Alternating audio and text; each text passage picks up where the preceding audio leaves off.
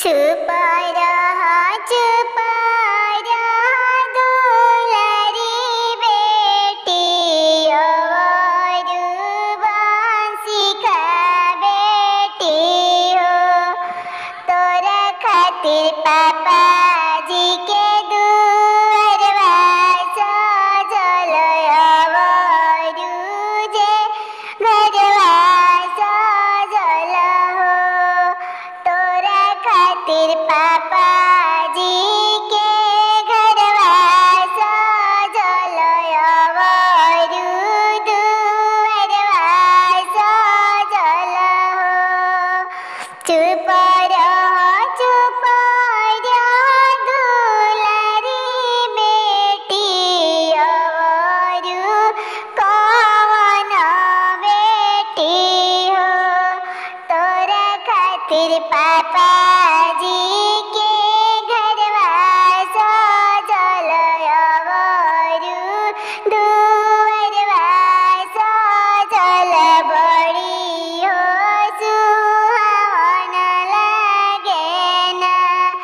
कैसे चुप रही पापा तोरा घरवा रात भर बसेड़वा बाड़े ना। कैसे चुप रही पापा तोरा घरवा रात भर बसेड़वा बाड़े ना। हो तभिनु सरवा पापा होते जी दिहल दोसरा घरवा भेजी दिहल ना। हो तभिनु सरवा चाचा होते जी दिहल दोसरा घरवा भेजी दिहल ना। काठ के करजवा बेटी हो कइले बानी तोहारा के तेजतानी ना।